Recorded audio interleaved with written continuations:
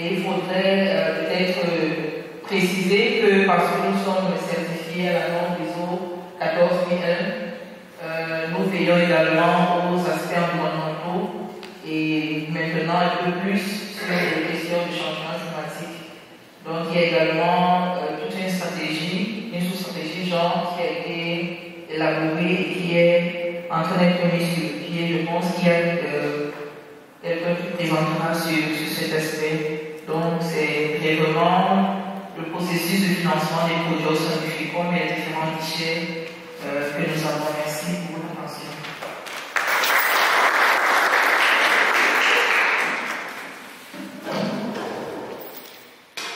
Des projets qui ont un lien avec le changement climatique, ou est-ce qu'on intègre de façon le mainstream, est-ce qu'on intègre de façon transversale les questions de changement climatique dans l'ensemble de ces guichets? Et donc je voulais commencer par ouvrir cette discussion pour que vous puissiez réagir déjà à la présentation qui vient d'être faite avec en tête tous les guichets. Est-ce que vous voyez des opportunités pour un organisateur de connaissances pour renforcer cette dimension changement climatique de l'action du financement des collectivités locales, que ce soit au niveau du FICOM, mais aussi est-ce que les acteurs internationaux peuvent proposer? Je vois qu'il y a des mains levées ici. Je voudrais connaître quel est le processus qui déclenche l'accompagnement du financement du FICOM, c'est-à-dire que pour les communes, est-ce que chaque commune peut se lever et dire bon voilà, je voudrais pas bénéficier du financement et puis le processus est lancé, ou alors il y a une périodicité? Je voudrais comprendre quel est l'élément déclencheur pour qu'une commune puisse bénéficier de l'accompagnement du FICOM. C'est ma question, merci. Merci pour la question. Au sein du FICOM, il y a un service qui est chargé de l'assistance conseil auprès des CTD. Comme je l'ai si bien dit, il y a également des axes prioritaires qui est décliné dans la politique de financement, et il arrive pour, en fonction des notes de veille qui sont faites par exemple par ce service, il est fort probable qu'une demande de financement soit déclenchée par cette voie-là. La voie la plus classique, c'est que l'assistance de la commune déjà possède un plan de développement communal et elle recherche des financements auprès du FICOM. Donc, si elle a un service technique qui parvient à monter les projets, donc ce service va le faire et puis le FICOM va l'accompagner dans cette démarche.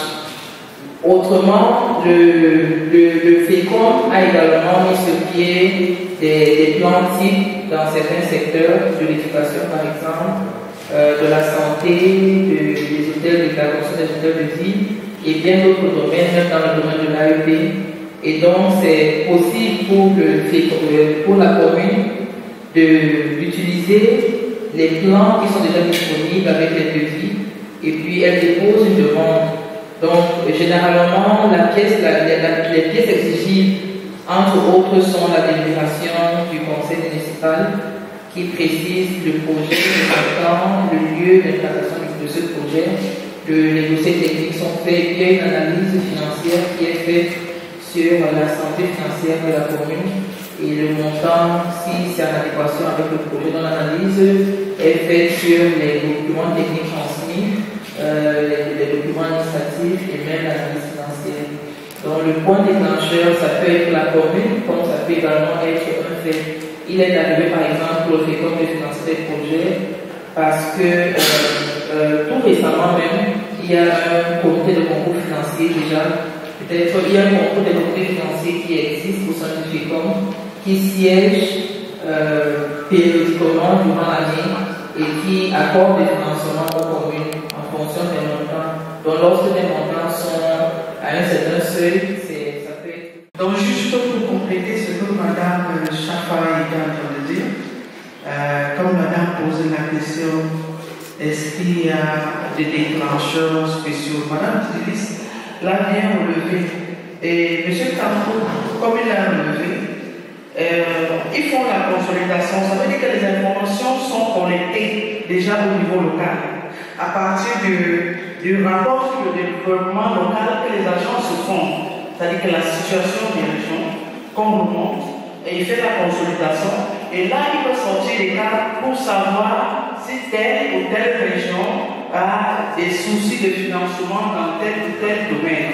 À partir de cela, on peut déjà enclencher, comme Mme Denis l'a dit, avec le service d'assistance conseil qui peut aller, qui peut dénicher des problèmes et aller, ou partir d'un programme comme elle a relevé.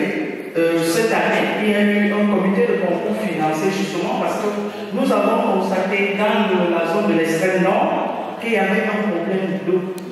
Alors le concours financier s'est prononcé juste en faveur de ces régions. Pour les communes à revenus faibles, il y a un guichet pour les communes à revenus faibles qui interagit.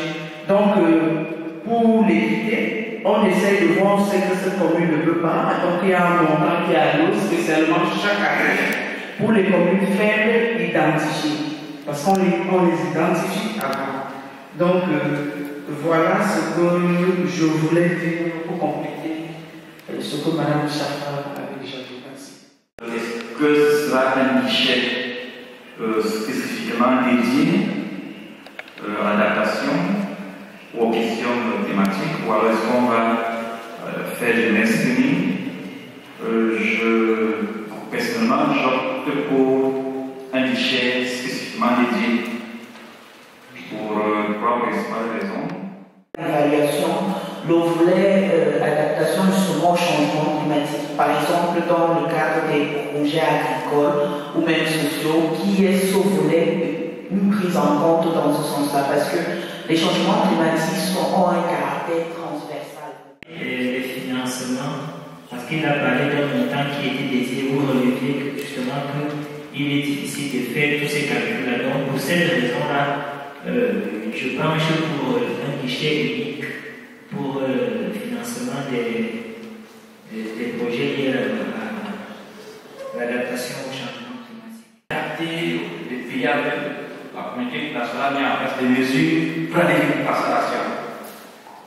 Maintenant, on a l'impression que les rapports du chef restent beaucoup plus scientifiques. Que les politiques et les financiers, c'est pas très important. Cette capacité en termes de ressources humaines, de connaissances, de les absorber et ensuite de travailler avec les acteurs nationaux. C'est aussi pour ça que ce projet travaille avec les intermédiaires principalement. Donc, je ne sais pas si ça répond complètement à la simplification, oui, mais jusqu'à un certain point. Il y a toujours un... Voilà. Je ne sais pas si le conseiller ou le expert possible. Mais après, comme Mélissa m'a expliqué, on voit très rapidement, par exemple, nous sommes dans une procédure d'accréditation au fonds d'adaptation. On nous a demandé des documents du gouvernement, donc expliquer comment est-ce que nous mettons en place les dispositifs pour l'accès au financement. Est-ce que, sur le plan environnemental, nous avons mis en place des dispositions très précises, qui permettent d'assurer qu'effectivement tout ce qui est les exigences environnementales sont prises en compte. Le fait comme un certificat ISO 14001, un certain nombre de communes pourraient le faire, mais ça leur coûte très cher de pouvoir le faire. Mais ça ne s'arrête pas qu'à ce qui concerne l'ISO 14001, il y a d'autres exigences qui peuvent être demandées. La question du genre, comment est-ce que le genre est pris en compte? Comment les communautés sont prises en compte? Donc il y a tout un ensemble de dispositifs que l'entreprise, que le FECOM, l'organisme, doit intégrer, mais pas simplement sur des documents écrits. Ces documents doivent être validés par le conseil d'administration, c'est-à-dire par toutes les instances dirigeantes qui permettent d'attester qu'effectivement l'entreprise s'est engagée dans une stratégie et dans des politiques qui vont, rassurer les bailleurs, mais également les bénéficiaires sur le fait que les questions essentielles sont adressées, que le FECOM s'engage à le faire, et que s'il ne le fait pas, il peut être peut-être pas poursuivi, mais remis en cause dans son efficacité par ceux-là même qui sont ses clients. Et puis sur le plan financier, vous avez d'une part des financements en eau, par le fonds d'adaptation. Sur le fonds d'incrément, vous avez des financements remboursables. Là, vous passez à une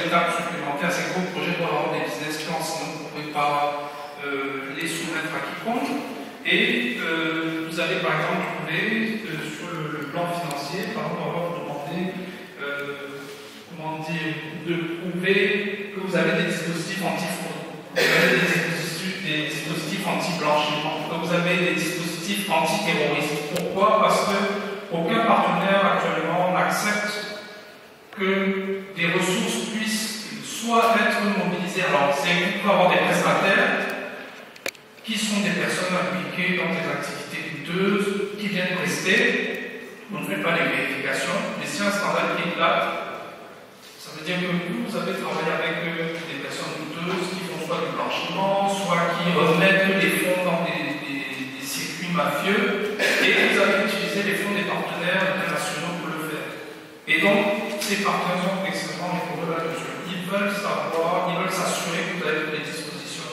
Et ils voudraient que, si jamais il y a un problème, vous, ayant déjà pris des engagements, vous portiez seul ces responsabilités, c'est qu'ils ne soient pas engagés à vous avoir fourni des ressources qui se rendraient dans des circuits douteux. Donc, tous ces points-là sont effectivement vérifiés par les bailleurs. On ne va pas le demander à une commune, mais l'intermédiaire financier qui va assurer l'interface entre le grossiste, vous voyez par exemple la banque européenne d'investissement, financement, aucun financement en dessous de 30 millions d'euros. Donc, arrangez-vous pour trouver soit une commune, une communauté régulière, ou alors vous allez trouver un ensemble de communes dans une intercommunalité, donc ils vont s'associer pour sortir un gros montant. Chacun a des projets à l'intérieur, mais il faut un volume de financement. Sinon, parfois le bailleur de fonds n'y trouve pas son intérêt. Si c'est de l'argent prêté, il faut un retour sur investissement. Donc, il faut qu'il puisse dégager une marge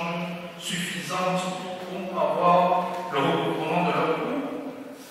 Et maintenant, donc, ils veulent s'assurer que le partenaire à qui vont placer les fonds soit écoulé cet argent-là. C'est-à-dire que si on vous donne une somme importante et que vous n'arrivez pas à la placer, ça pose problème parce que vous allez rendre compte au bailleur qu'effectivement, il vous donne des ressources, mais vous n'avez pas pu les écouler, soit parce que les projets étaient mal montés, soit parce que le circuit financier n'était pas bien établi, soit que les prestataires, vous n'avez pas un système de contrôle qui permet d'assurer que les prestataires font un travail de qualité, etc. D'où l'importance de l'intermédiaire professionnel qui va faire l'accompagnement des communes et qui va répondre à ces critères auxquels une commune ou une commune moyenne ou plus petite ne pourrait pas répondre. Or, comme on l'a dit, le fonds climat c'est transversal. C'est le développement. Il s'agit de changer de perspective au niveau national. On ne cherche pas seulement les environnementalistes lorsqu'on parle des projets forêts. On cherche également des économistes. C'est-à-dire que ce soit des projets vraiment ici, des projets globaux. Et tout cela, comme il a dit, il faut que ce soit à cœur. Parce que nous sommes en train de vouloir changer les perspectives. C'est-à-dire qui est au Cameroun un ministère de l'environnement, chargé du développement durable, la nouvelle développement durable, et un ministère de plan et de l'économie et du développement. Il faut qu'on comprenne bien que le développement durable, c'est-à-dire qu'on doit changer de perspective, ne plus séparer le développement de l'environnement. On doit savoir que maintenant, tous les projets que nous mettons en place doivent tenir compte du climat, doivent être éco et inclusifs. Et pour changer cette perspective, madame, vous le dites, il faut vraiment un guichet. Quand on comprendra qu'il y a des montants forts dans ce guichet, je vous assure que même au niveau des communes, même au niveau des responsabilités, des responsables administratifs, tout le monde se mettra à la page. Information demandée par un ensemble d'acteurs qui travaillent avec les collectivités locales à l'échelle internationale. Comme j'ai dit, il y a des festivals, il y a les banques, il y a les organisations des think tanks et les organisations internationales. Tout ce panel d'acteurs travaillent avec les collectivités locales et leur demandent régulièrement de transmettre des informations sur les projets pour ensuite essayer de faire du matchmaking, de la mise en relation avec des bailleurs. Ce processus est semé d'embûches comme je le disais tout à l'heure, parce que chacun des designers a ses propres exigences, a des exigences qui changent, et donc il y a un travail de mise en relation, il y a un travail perpétuel, en tout cas à l'échelle internationale, et qui prend du temps. Et donc c'est pour ça qu'ils ont tenté, Iclé a tenté de synthétiser ces exigences en un template qu'on distribuera cet après-midi.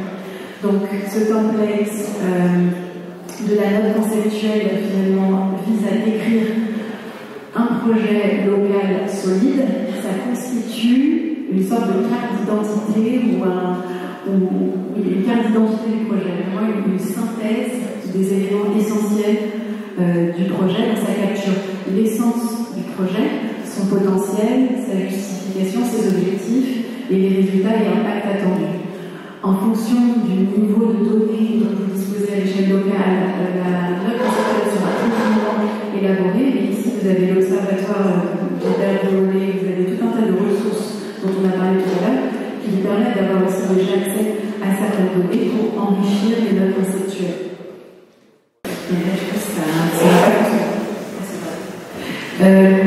Donc une dimension dont vous pouvez parler aussi, qui fera l'objet de la session de demain après-midi, c'est l'intégration du genre dans chacune des sections de cette note conceptuelle que je vais vous présenter juste après. Donc aussi je te laisse simplement présenter les critères.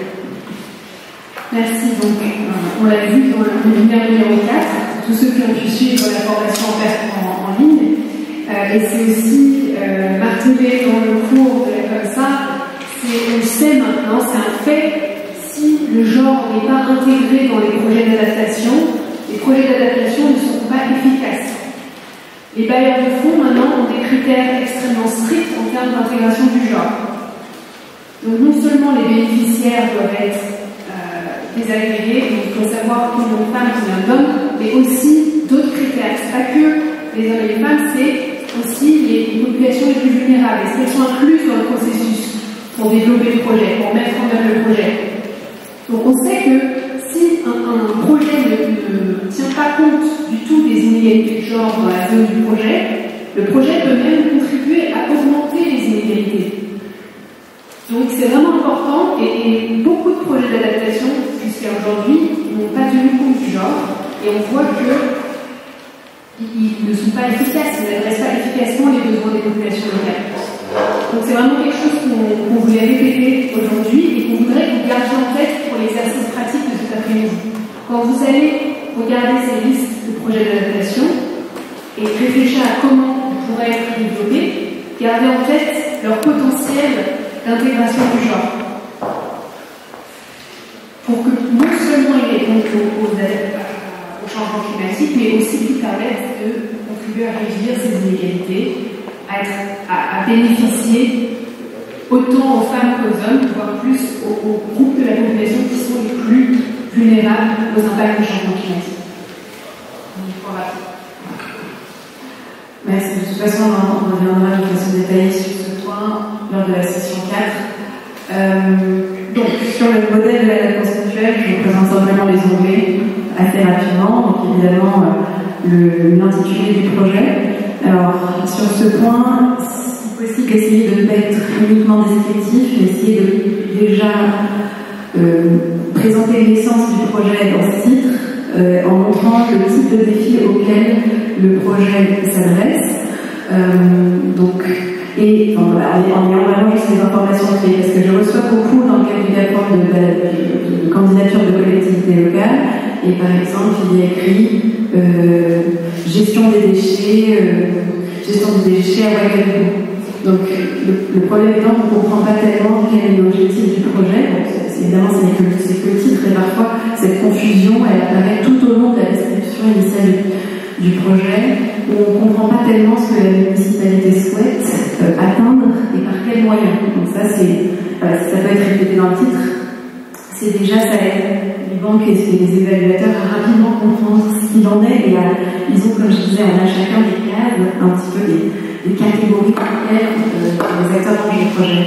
Ensuite, la localisation, la ville, le pays, le responsable, donc qui va être la personne qui va être en capacité de gérer le projet.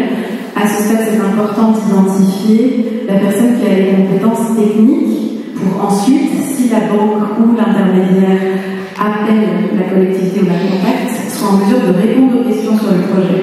Parce que j'ai encore un exemple au Togo, un système de gestion des déchets qui était bien ficelé, sauf qu'ils ont mis le contact d'une personne qui n'était pas du bon département. Donc, quand la Banque mondiale a appelé, c'est la BUDR a appelé le responsable indiqué, il n'avait pas été capable de répondre aux questions techniques, ce qui a fragilisé ensuite le projet, et donc il a été considéré comme inéligible. Alors qu'en fait, il y avait d'autres personnes au sein de la municipalité, j'ai découvert après en voyageant sur place, qui avaient les compétences pour monter et mettre en œuvre le projet. La Banque a juste considéré que malheureusement, sur place, il n'y avait pas les compétences. Bon, donc voilà, importance de noter bien le contact et le titre. Quel rôle il joue au sein de la municipalité, parce que c'est des critères pour certains d'ailleurs, de savoir que c'est bien quelqu'un qui est au sein de la municipalité qui soumet et pas forcément une institution privée ou d'autres acteurs. Description du projet, donc comme je le disais tout à l'heure, simplement décrire l'infrastructure attendue, le service attendu, la portée du projet, et là, dans cette décret, les principales parties prenantes que la municipalité souhaite impliquer dans la mise en œuvre. Phase du projet, donc c'est précisé si on en est à la phase de l'idée, de la rédaction de la note conceptuelle, phase de préfaisabilité, donc ça voudrait dire si vous avez besoin d'études spécifiques, par exemple vous avez déjà eu l'idée, la note conceptuelle est déjà rédigée par la municipalité. Si on prend l'exemple d'une centrale de transformation des déchets en énergie que Clay a accompagnée au Ghana, donc Accra avait déjà fait une note conceptuelle sur le projet, et ensuite ils avaient besoin d'études très spécifiques sur la quantité de déchets, des études vraiment spécifiques pour préciser la note conceptuelle. Donc une demande a été faite au Gafran, encore une fois que je vais présenter, une demande a été faite et elle est en cours maintenant de traitement. La BU a financé les études complémentaires pour passer à l'étape de faisabilité. Donc bien préciser où vous en êtes, ce qui a déjà été fait et ce que vous envisagez. Et ensuite les justifications et objectifs du projet. Donc pourquoi le projet est nécessaire et indispensable, en quoi ça s'attaque à un défi principal et fondamental auquel est confrontée la municipalité. Donc lorsque c'est le cas de projet climatique, si la ville a déjà un plan climat, c'est très utile, ou même dans les plans de développement locaux, parfois il y a déjà des données qui peuvent être réutilisées pour justifier que le projet est indispensable parce que, par exemple, l'érosion côtière a déjà fait tant de dégâts dans les 2 dernières années et qu'il est important de mettre en place une digue ou de penser à des solutions fondées sur la nature pour limiter l'érosion, la progression de l'érosion côtière.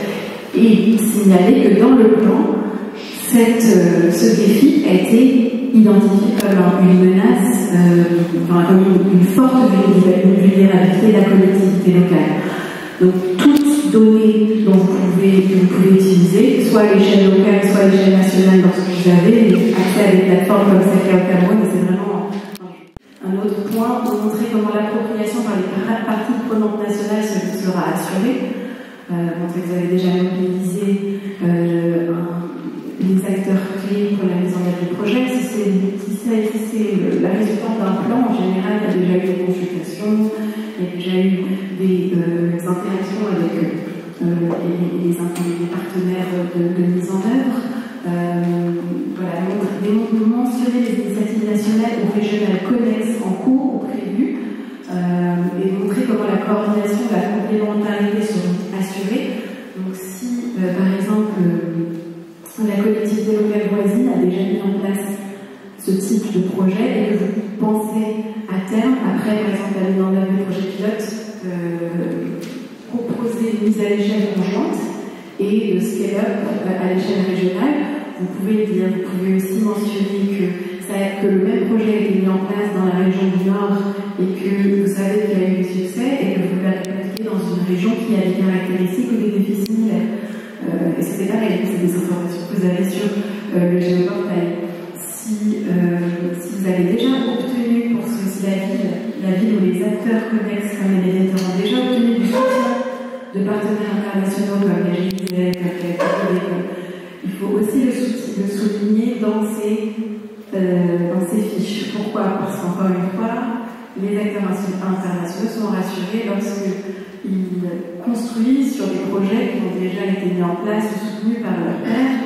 Ça leur permet aussi après d'appeler leurs pairs pour savoir comment s'est passé le projet, avec quels acteurs ils ont travaillé. Donc, montrer que votre projet n'est pas une idée sortie d'un contexte, mais qu'il s'inscrit dans une dynamique initiée de long terme. Et enfin, les réglementations appropriées, donc mentionner, si vous pouvez mentionner les règlements, les directives, enfin tous les statuts, ça dépend du contexte national, et tous les textes réglementaires, disons, qui justifient que le projet tombe sous le mandat de la municipalité, qu'il n'y a pas de blocage institutionnel parce que la loi permet aux collectivités locales, par exemple, de gérer leurs déchets en mettant en place une centrale de gestion de transformation des déchets en énergie. Ça aussi, ça rassure le bailleur, et on n'a pas à faire une recherche du cadre légal et réglementaire, parce que c'est parfois difficile pour les internationaux aussi d'aller trouver tous les textes applicables à l'échelle nationale. Donc, si vous avez cette information, n'hésitez pas à la mettre. Plus de détails, il faut que ce soit succinct, clair, précis, mais avec le plus de détails possible pour rassurer. Le but, c'est de rassurer l'interlocuteur. Montrer que vous savez très bien où vous allez, et c'est vrai dans tous les aspects de la vie, montrer que vous savez très bien où vous allez et que vous avez déjà beaucoup analysé la situation en amont. Je vois qu'on va pouvoir déjeuner. Donc, je vais rapidement à la slide suivante pour qu'on puisse faire l'exercice juste après le déjeuner. Donc, comme je vous disais tout à l'heure, le processus de priorisation, il est propre à chaque institution, le fait comme à ses propres méthodologies dont on a parlé tout à l'heure et ses propres moyens de sélectionner les projets. Et simplement, ça, c'est une méthodologie mise en place par les C40 qui reprend toutes les étapes. On vous la mettra en ligne, j'essaierai de traduire l'Excel parce qu'il est qu'en anglais. Le C40 a mis en place un Excel. Chaque municipalité peut évaluer son projet étape par étape. On vous le mettra en ligne de toute façon après. Donc la première idée, c'est évidemment d'évaluer les émissions de gaz à effet de serre et les vulnérabilités au changement climatique. Ensuite, de développer une liste d'actions. Et donc du coup, ça a déjà été fait dans le cadre de la COMSA. En tout cas, pour faire une première IMDK, les listes d'actions sont là. Donc cet après-midi, vous pourrez travailler sur ces actions climatiques qui ont été envisagé par la collectivité locale sur la base des données climatiques collectées. Ensuite, il y a le premier screening, donc la première évaluation des projets. On évalue un peu la faisabilité avec les données que l'on a. C'est ce qu'on va faire aujourd'hui en bénéficiant de la présence des experts du FECOM qui ont cette vision très claire sur ce qui constitue un projet municipal solide. Ensuite, on revoit le projet. Donc là, ça implique de faire intervenir des experts l'expert relise les documents de projet. Moi, c'est ce que je fais la plupart du temps. Je lis les projets, je lis les commentaires, je demande des informations complémentaires. La collectivité locale revoit son projet, le précise, il affine. Donc, il y a tout ça, ça peut prendre 1, 2, 3, 4 mois. Pour le projet de Accra dont je parlais, ça a mis 4 mois, avec 3 allers-retours avec la collectivité et des appels. Ce qu'on appelle Action Refinement, donc de préciser la proposition. Ensuite, il y a la priorisation avec des critères qui sont propres à chaque institution et qui dépendent de si par exemple, si le genre est très important dans le cas des projets Gabriel, par exemple, les mentions adaptation et genre sont numéro 1 et 2. Donc, ce sont des critères très importants, alors que dans d'autres projets, ce sera plutôt est-ce que c'est un projet qui a une taille qui va permettre de couvrir 4 municipalités et d'avoir un impact suffisant en matière de bénéficiaires. Donc chacun a ses critères. Ensuite, c'est la priorisation finale et la rédaction des notes conceptuelles. Cet outil est intéressant, mais pas forcément. On vous le mettra à disposition, c'est pas forcément toujours le plus adaptable en fonction des contextes. Là, c'est pareil, c'est pris du rapport C40.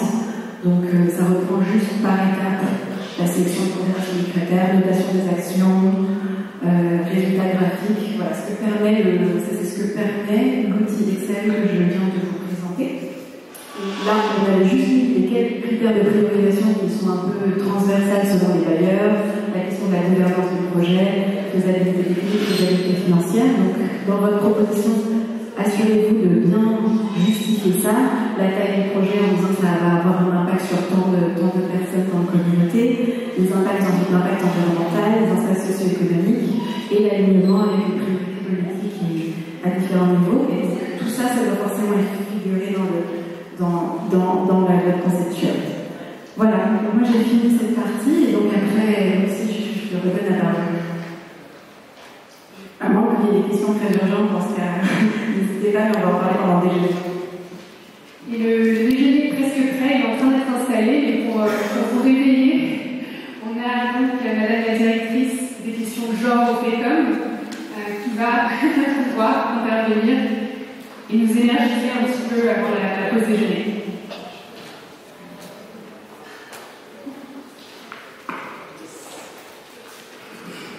Hello. Hello. I am Ngoma Julie, I'm the general focal point of the call. Quand on parle de Jean dans notre formation, on reste comme ça. Je vois les gens dehors. Il faut que je fasse une petite animation pour nous aider avant d'aller manger. C'est comme ça là. If we are happy with this training, let's go. Il faut que tout le monde se lève. Contact avec la formation, il faut qu'on se lève. Yeah. And let's clap. If we're happy with this training, let's clap for ourselves.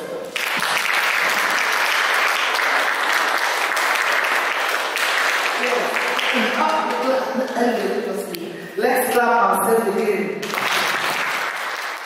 Il y a quelques collectivités qui nous ont rejoints. La mairie de Yaoundé premier, que je félicite. Je crois qu'il y a également Yaoundé 3 qui nous a rejoints. Je ne sais pas si la dernière encore dans les environs. J'imagine certainement que demain on sera d'appoint.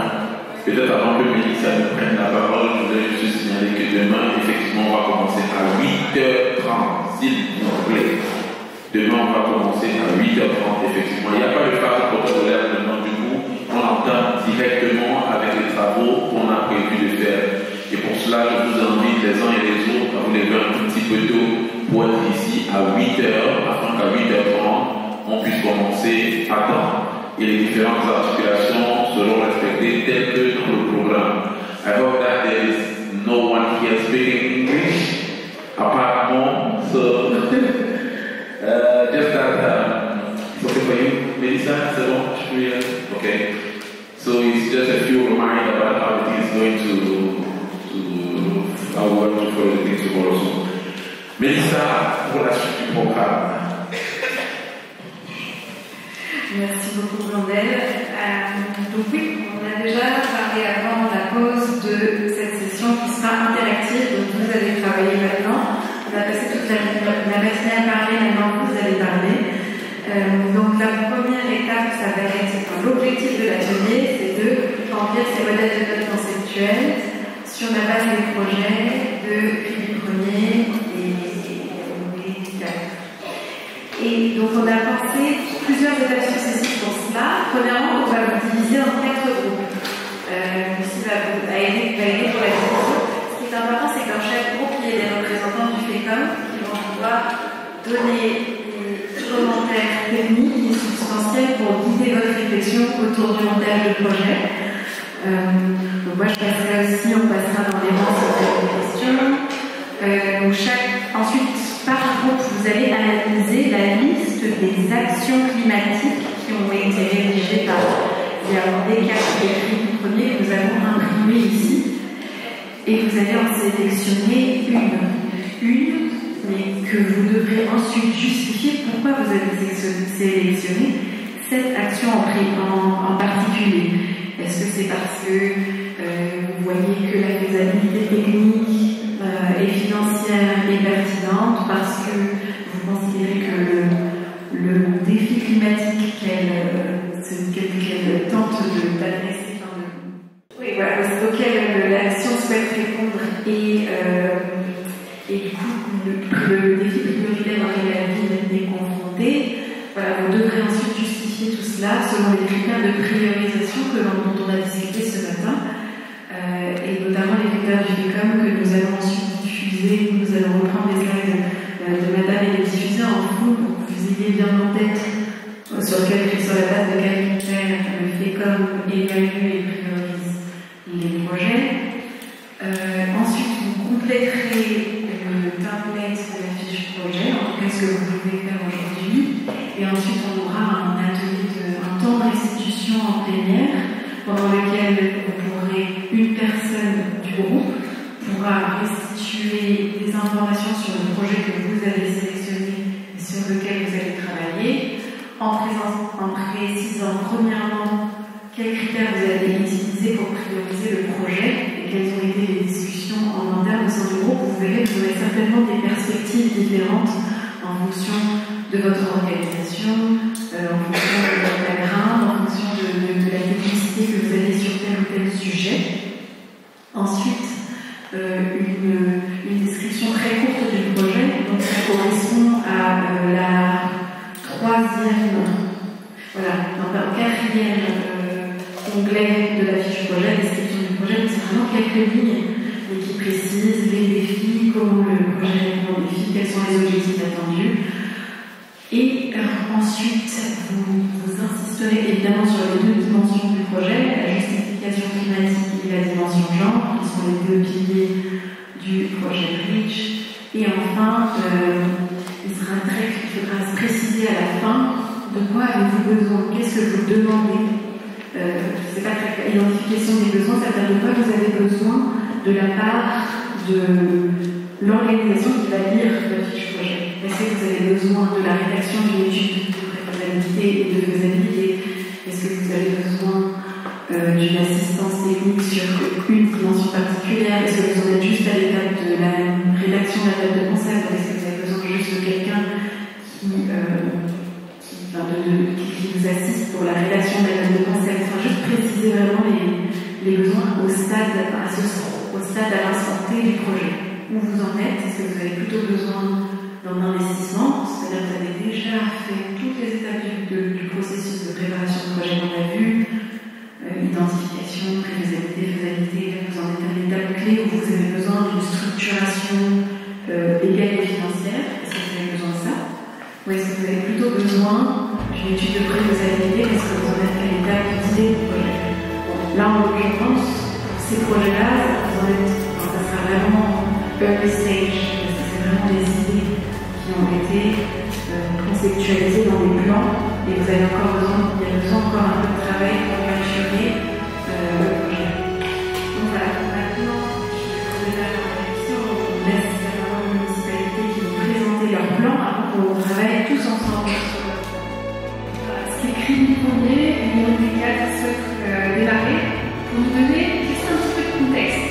Parce que vous allez avoir la liste projet d'adaptation de ces deux plans climat et on voudrait, avant de vraiment se lancer à analyser cette liste de projets, savoir comment ils ont été développés ces projets, d'où ils viennent, comment le plan climat de numéro 4 ont été de l'initiative de la Convention des maires pour l'Afrique subsaharienne. Donc c'est une initiative qui est très active, particulièrement au Cameroun. C'est toute l'Afrique subsaharienne, mais le Cameroun est le deuxième pays avec le plus de municipalités signataires de l'initiative. Il y a plus de 70 signataires au Cameroun. Et donc quand une municipalité devient signataire de l'initiative, elle s'engage à développer un plan climat à l'échelle de sa municipalité. C'est le cas de Philippe Monnier. Merci Lucie et bonsoir à tout le monde. Je suis Godefroy Yamba. Je suis chef de service de développement local à la mairie de Philippe-Pigny et également point focal comme ça. Alors, comme je viens de le dire, l'élément déclencheur de la réalisation du plan climat ici, c'est la signature de la convention. Convention des maires de l'Afrique subsaharienne. Alors, dès que le maire a signé la convention, il y a eu des contacts qui sont développés entre la mairie et la GIZ.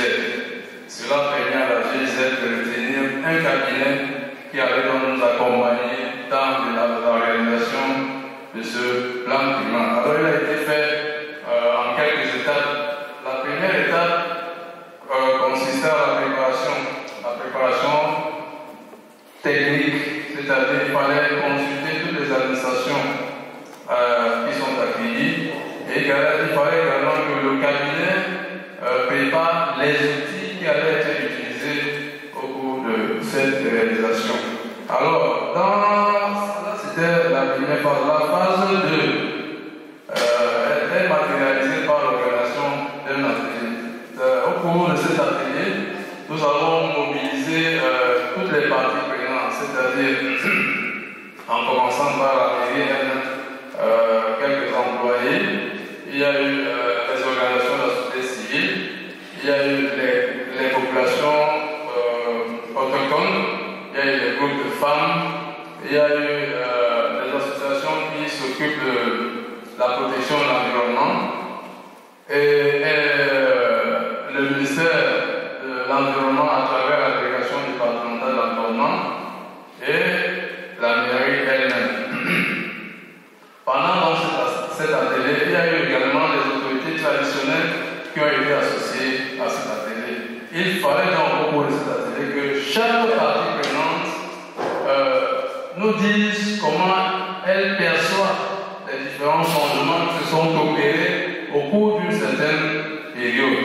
Et cela nous a amené à évaluer, à faire l'évaluation de la vulnérabilité des risques.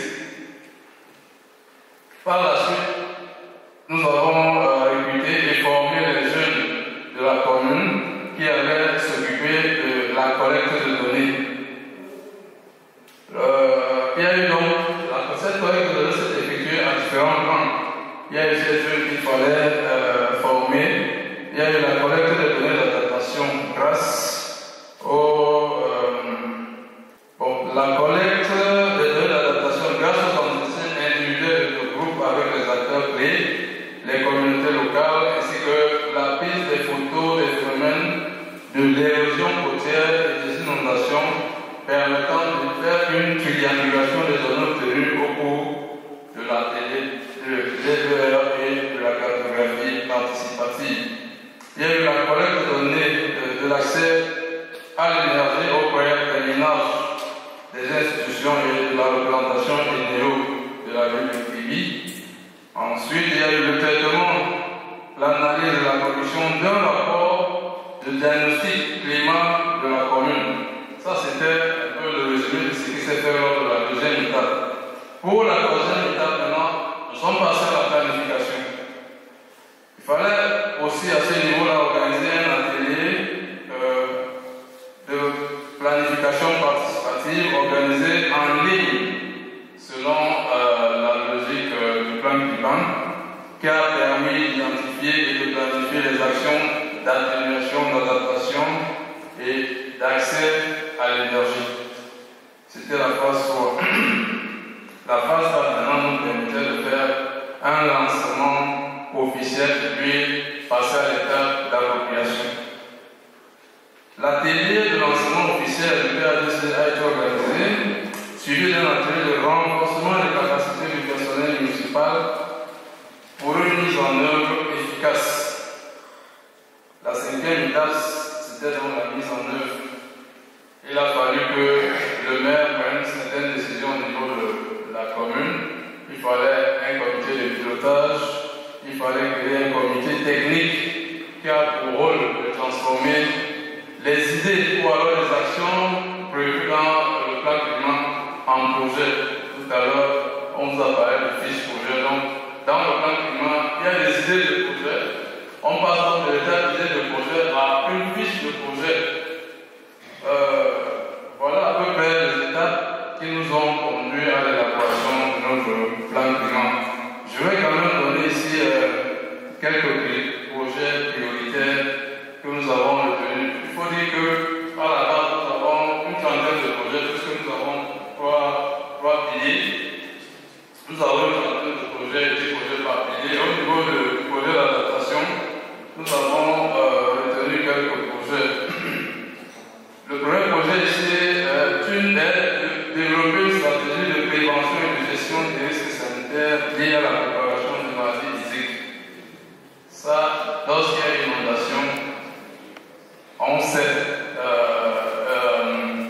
ce que les ONG peuvent, ou alors les autres environnements peuvent créer comme maladie hydrique. Le deuxième projet, c'est la mise en œuvre du système d'alerte précoce aux inondations. Nous sommes une région côtière et avec l'augmentation du niveau de la mer, les inondations, nous sommes souvent soumis à des risques très très dangereux. Comme il y a quelques mois là, les habitations qui étaient en bordure de la côte là ont reçu pas mal de dégâts. Et comme troisième projet ici, c'est développer une stratégie de préservation de ressources en eau douce. Nous savons tous qu'avec le changement climatique, l'eau se fait de plus en plus rare.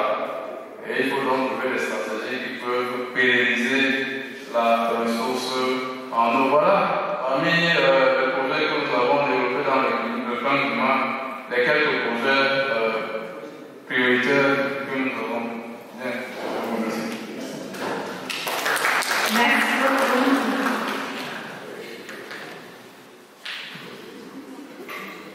Merci beaucoup. Donc on voit que ça a été un processus très participatif, général pour la vie citoyenne. Donc tous les plans climat qui sont développés par cette initiative ont une méthodologie, utilisent une méthodologie qui est internationale pour développer les plans climat.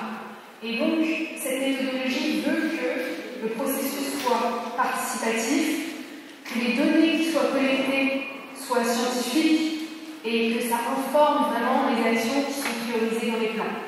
Donc, on en parlait pour le plan de crédit premier, mais c'est aussi le cas pour le plan climat qui a été développé par exemple à Garoua, avec la Community et la GZ en 2022.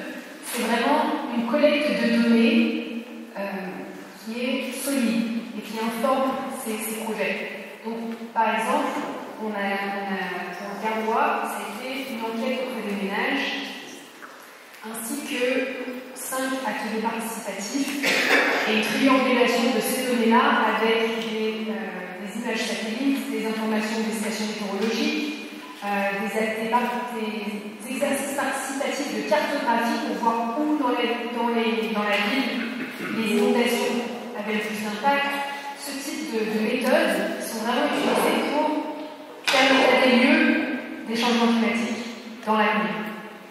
Donc le plan climat 2004 a également fait ces analyses pour comprendre quels sont les impacts du changement climatique, quels est les gaz à effet de serre émis à l'échelle de 2004.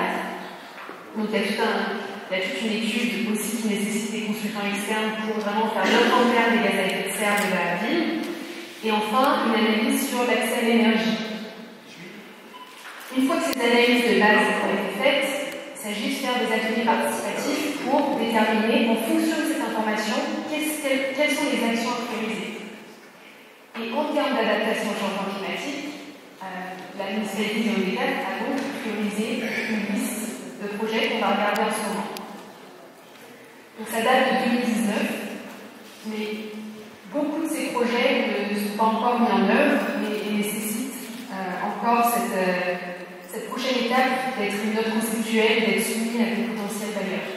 Il y a des questions sur juste le contexte avant qu'on passe à l'exercice pour comprendre comment ces actions ont été déterminées. Est-ce que c'est assez clair ce que constitue un plan climat, comment un plan climat a été développé et pourquoi on a ces listes prioritaires de projets d'adaptation? C'est bon? Ok. Juste un commentaire peut-être?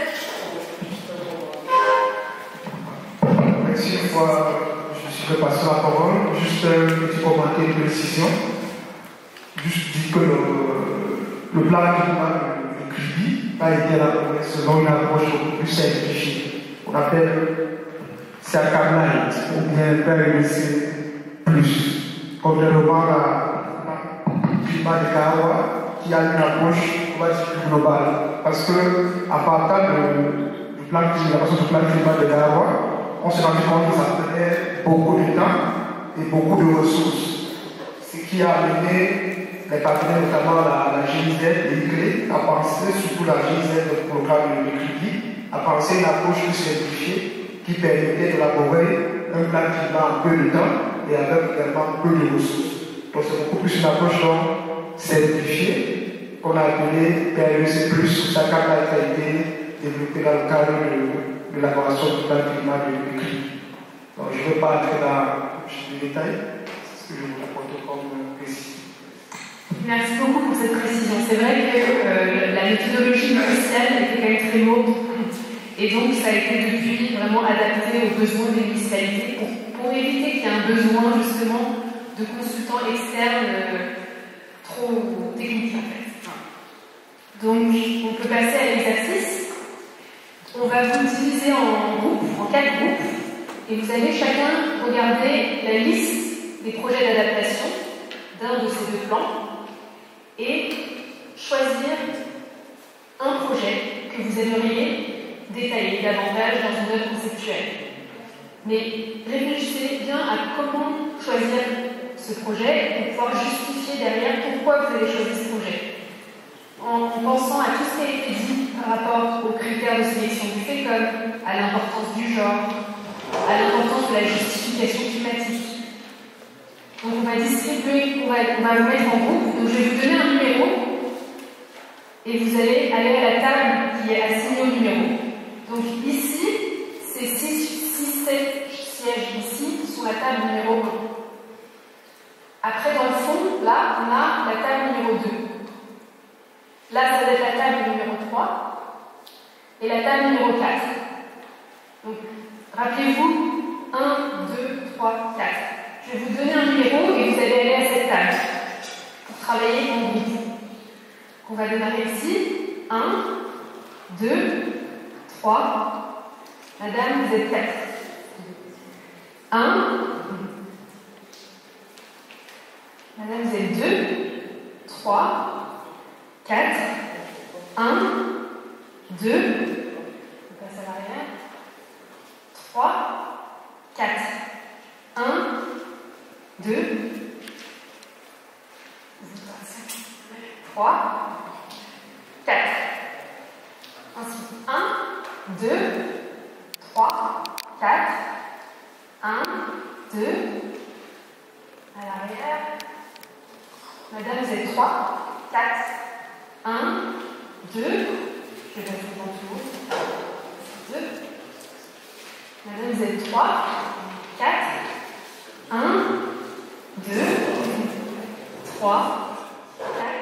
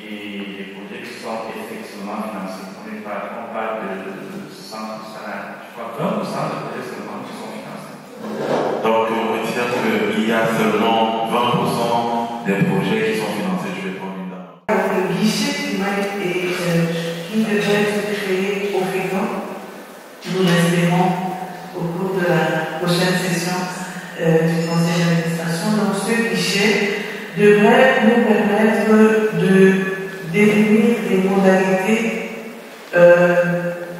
d'action en faveur des collectivités à travers toutes les ressources qui pourraient être disponibles dans ce secteur-là. Alors, il s'avère en général que nous avons reçu déjà d'autres types de ressources de différents partenaires pour d'autres types de programmes. Et les modalités que nous avons en général mises en œuvre pour la gestion de ces ressources sont liées au fait que les partenaires ont des exigences spécifiques. Maintenant, pour ce qui concerne la lutte contre les changements climatiques, que ce soit en matière d'adaptation, d'adaptation ou toutes les autres questions liées à la préservation de l'environnement, il y aura déjà des exigences du fait que nous devons mesurer l'impact potentiel de l'action que nous voulons mener. Donc, au-delà des autres aspects que nous avions généralement à analyser, quand nous faisions la sélection, ce que je dois dire, c'est que, en général, quand nous ouvrons dans un fichier à une ressource spécifique, nous sommes obligés de faire dans un premier temps une sélection des projets ou des communautés parce que c'est une ressource déterminée. Donc on va noter peut-être que vous avez le droit à 10 millions d'euros. Et c'est un partenaire qui va le dire. Et comme c'est une ressource définie, nous devons faire une sélection d'un certain nombre d'actions à réaliser, donc un certain nombre de projets. Donc, en général, le principe du FECOM, c'est de faire une sélection des projets qui d'office et donc une sélection des communes. Nous avons déjà commencé à discuter, donc on va faire, puisque nous savons qu'il y aura des allers-retours, des échanges. Et c'est généralement le principe pour ces projets-là. Ça peut se faire en une seule fois.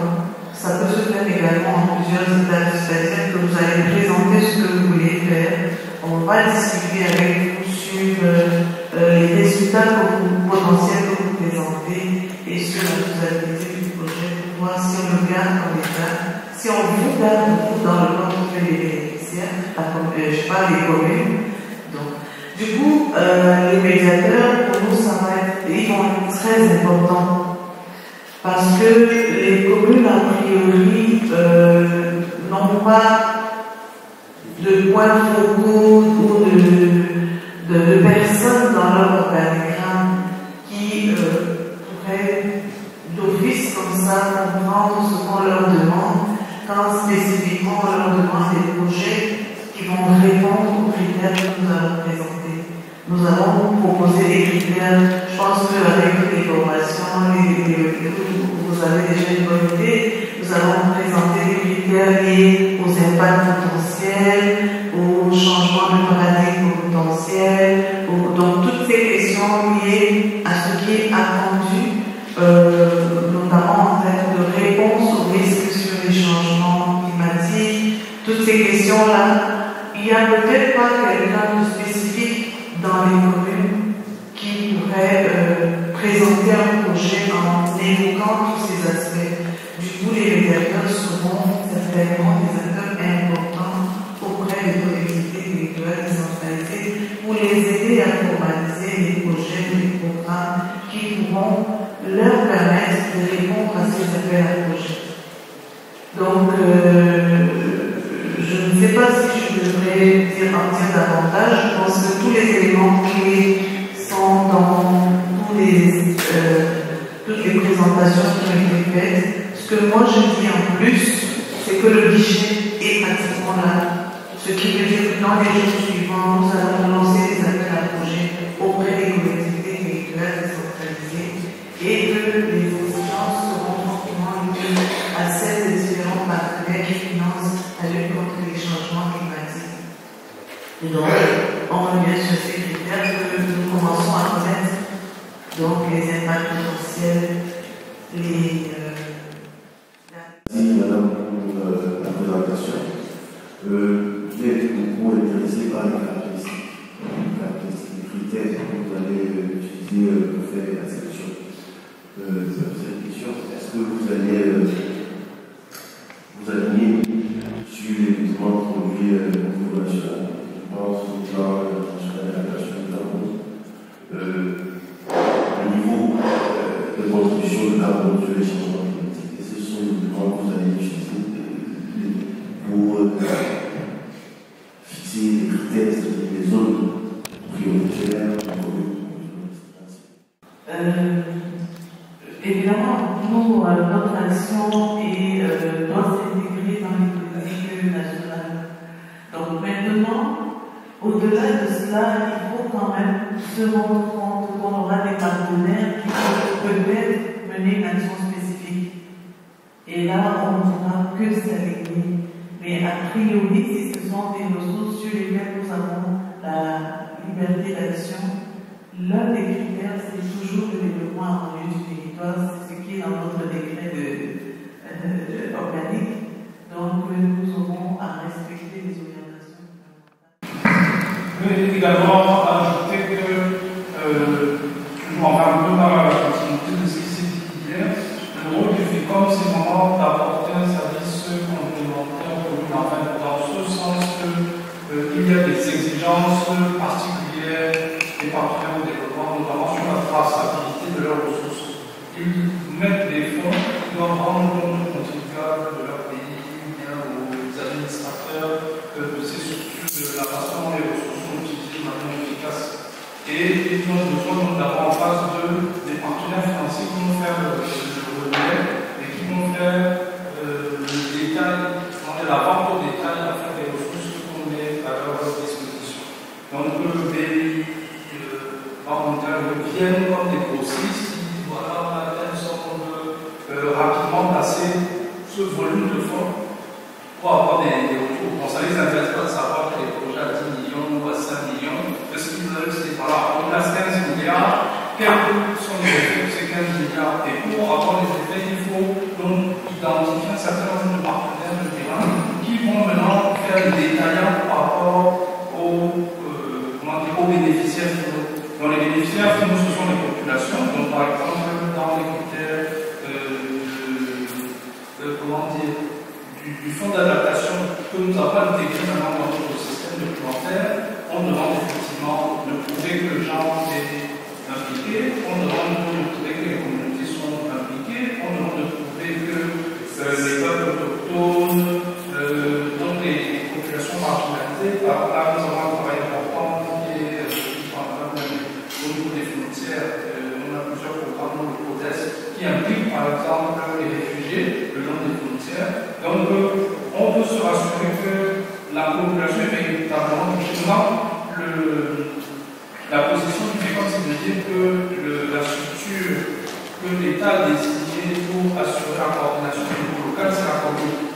Donc maintenant, comment travailler avec les communes pour leur faire comprendre les exigences du partenaire et leur détailler donc les financements. Donc à chaque commune de dire voici les projets, les potentiels projets que nous pouvons financer, mais il faut que vous nous apportiez également un certain nombre de garanties de sécurité. Il faut que vous ayez, peut-être vous n'avez pas le personnel technique, donc ça fait que vous allez donc faire recours à des ressources, donc les médiateurs de connaissances ont ce rôle-là, c'est de dire voilà, nous venons maintenant appuyer telle collectivité qui veut mettre en place le plan climat, qui veut mettre en place des financements, qui veut identifier des projets sur le terrain. Et c'est là donc l'intérêt, disons, que vous soyez parfaitement informés de toutes ces conditionnalités pour que la commune puisse s'arrimer et que maintenant, quand le FECOM apporte ses ressources, il est en face des communes qui ont un certain nombre de capacités et qui sont capables d'absorber les financements qu'on va mettre à leur disposition. Donc, ce qu'il faut également savoir, c'est que nous avons 374 communes, on est les régions également qui vont entrer en jeu. Tout le monde est au même niveau, il y a des maires qui sont moins intéressés, moins concernés. C'est ceux qui vont véritablement s'intéresser à ces questions, qui vont prendre des discussions de leur commune au niveau des conseils municipaux, qui seront en mesure de trouver des ressources. Donc déjà de préparer le terrain, c'est-à-dire de faire appel aux compétences, notamment celles des médiateurs de connaissances, mais également de savoir le FECOM demande telle exigence, qu'est-ce que le conseil municipal peut faire, parce que dans aucune commune, nous travaillons sans cumuler la tâche par le conseil municipal, il y a les délibérations qui sont produites pour se rassurer que c'est des décisions non pas du même du conseil municipal qui permettent à la commune de se mettre en mouvement sur un projet donné. Donc c'est un peu la question que vous posez tout à l'heure, quel est votre rôle? Votre rôle, c'est effectivement de permettre aux communes qui ne disposent pas de toutes les ressources nécessaires pour pouvoir absorber, capter ces projets, ces financements, de pouvoir faire le lien, se rassurer qu'elles répondent aux attentes du FECOM. Le FECOM peut s'assurer que les communes ont, enfin celles qui se sont adaptées, celles qui ont compris, celles qui ont pu mobiliser des ressources en personnel, sont capables de pouvoir sortir le financement et puis maintenant rendre compte aux partenaires. Voilà, les projets se réalisent dans des bonnes conditions, c'est des projets localité, les ressources sont utilisées de manière efficace, efficiente, la population sur le terrain bénéficie effectivement des retombées des projets. Voilà, donc tout le monde également dans ce secteur. Merci.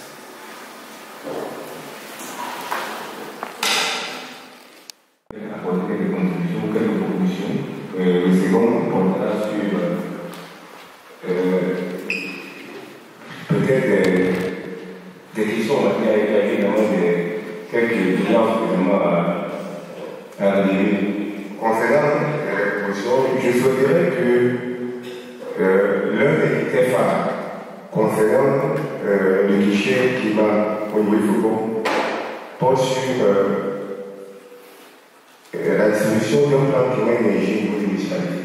Je pense qu'on devrait d'abord faire des maladies. Il faudrait qu'il y en a comme critère principal que chaque municipalité ait un plan climat-énergie ou un plan d'adaptation. Pourquoi? Parce que dans le plan climat-énergie, nous avons un plan d'action qui regorge l'ensemble des projets, qui nécessite juste la machination, les machines. Et là, on peut sortir de l'ouvrage. Et en même temps, les appels à proposition, je pense par exemple, généralise force ici là comme ça. Il y a beaucoup d'appels à proposition, mais qui postulent. Les gens ne comprennent pas de quoi il est question. Les gens ne comprennent pas de quoi il est question. Donc je pense que l'appel à proposition, je pense que c'est aller plus vite. Et souvent, les communes ont déjà comme outil, quand je cherche l'échec, qui relève la définition, plan d'adaptation, plan d'énergie, qui école certains projets qui ont été identifiés de façon consensuelle et inclusive au niveau de la municipalité. Ça, c'est la première chose. La seconde proposition, je souhaiterais que les médiateurs de connaissance soient davantage formés. C'est très facile de dire qu'on va montrer des projets qui m'ont accompagné. Je parle en connaissance de cause. Même les projets ordinaires, tous les 5 projets, ils ne sont pas dans le qui coulent mais qui coulent les rues, qui peuvent monter des projets comme efficaces. Donc, je souhaiterais qu'ils accentuent, multiplient ces de formation pour que les médiateurs soient à la hauteur. Parce que le financement climat, ce n'est pas la blague. Les procédures sont très complexes. Il faut être acquis pour pouvoir monter un projet et avoir un financement. Et ma dernière préoccupation, je vais sortir par dans la lecture des projets. Je prends le cas de l'UNE avec les collectivités territoriales, surtout nous allons lancer un appel à projet en direction des communes par rapport à leurs actions sur la prise, la réduction des risques de catastrophes.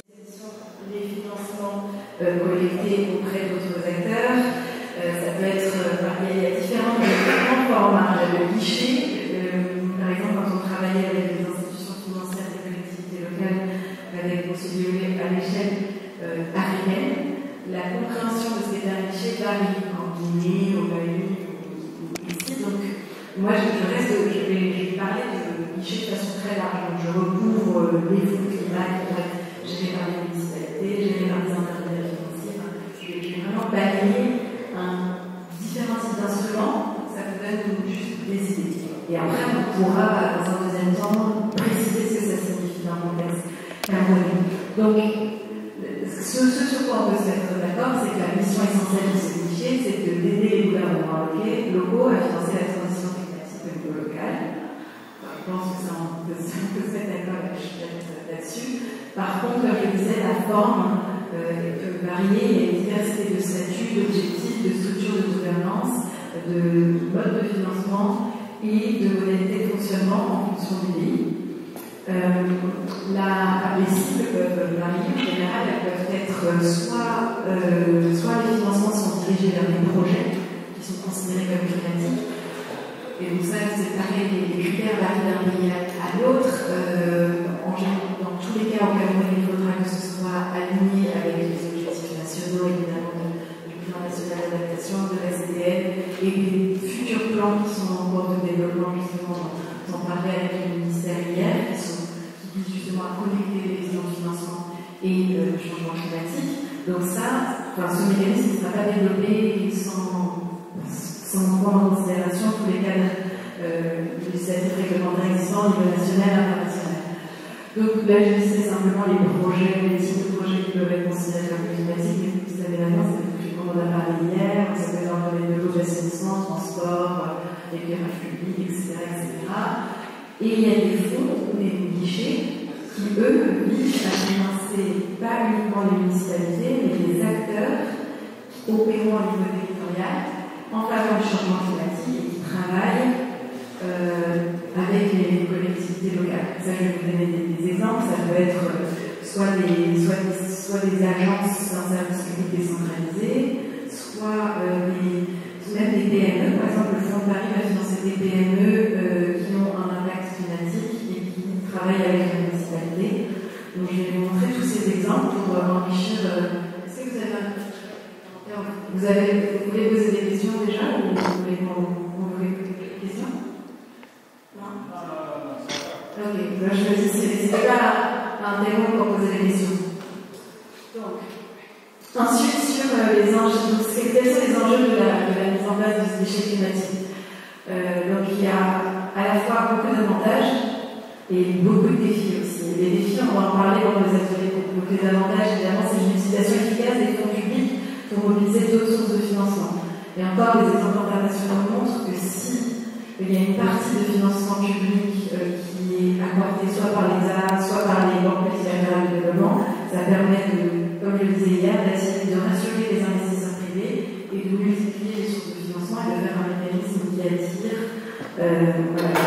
plus de types de financement. Ensuite, la question de l'agrégation qu'on parlait de ce dévoilé tout à l'heure, si on crée ce type de guichet et qu'il y a des appels à projets et que toutes les municipalités postulent, il y aura la possibilité d'identifier des secteurs dans lesquels il y a des besoins spécifiques, par exemple dans une région ou dans plusieurs régions, et de créer des projets qui soient mis à l'échelle, plus importants et qui regroupent plusieurs municipalités. Vous avez déjà l'intercommunalité, donc ça c'est déjà une avancée. Il y a d'autres pays dans lesquels il n'y a pas d'intercommunalité, mais ce type de fonds permet quand même de grouper plusieurs villes précédentes, donc des projets similaires, notamment la gestion des déchets, par exemple, qui est un domaine qui permet d'agréger facilement la gestion de l'eau. Ça permet de soutenir l'économie locale et la création d'emplois, le fait d'avoir un fonds et vraiment géré à l'échelle nationale. On va en parler, mais pour éviter d'avoir des fonds qui soient gérés par des acteurs internationaux, quand même mieux de développer quelque chose à l'échelle nationale. Et la réduction des risques perçus par les bailleurs, je vais en parler. Par contre, il y a tout un tas de questions qui se posent au moment de la structuration de ce fonds, et c'est sur quoi vous allez travailler aujourd'hui, parce qu'on en est à l'état de il y a le FECAM, il y a déjà réfléchi, mais je sais pas si vous dans la salle, vous y avez tous réfléchi.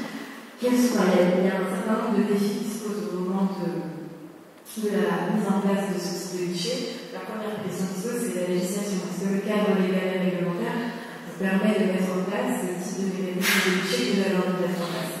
Ça, c'est le premier point. Ensuite, la gouvernance. Qui sera l'acteur principal? Qui peut contribuer à la gestion? Comment ça s'articule avec les différents échelons de gouvernement? La question de la capitalisation initiale, ça sera un peu plus tard dans la réflexion. Qui va financer? Quels vont être les premiers fonds d'amorçage pour pouvoir ensuite passer à l'échelle? Le type de financement alloué, est-ce que c'est que des subventions que ce fonds va pouvoir recevoir distribuer? Ou est-ce qu'on diversifie? Est-ce que le fonds va pouvoir aussi proposer le fonds, le guichet, proposer des prêts? Toutes ces choses toutes ces questions qui se posent, et quels sont les partenaires impliqués dans le design et dans la mise en œuvre du fonds. Et c'est là qu'on va se poser la question, on a posé la question tout à l'heure, quel est le rôle des médiateurs aussi dans ce type d'architecture. Alors, maintenant je passe aux exemples internationaux. Alors je n'ai pas très vite, mais c'est juste pour montrer que ça fait très longtemps en fait que ce type de guichet et de fonds climat existe dans l'histoire. On en compte enfin, c'est pas forcément climat, ça c'est des fonds qui sont gérés pour l'échelle locale. Et en 1955, il y avait déjà un fonds qui a été créé par les municipalités, pour les municipalités, mais qui visait à accéder au marché financier et qui finançait tous les types d'infrastructures. C'était pas que climatique.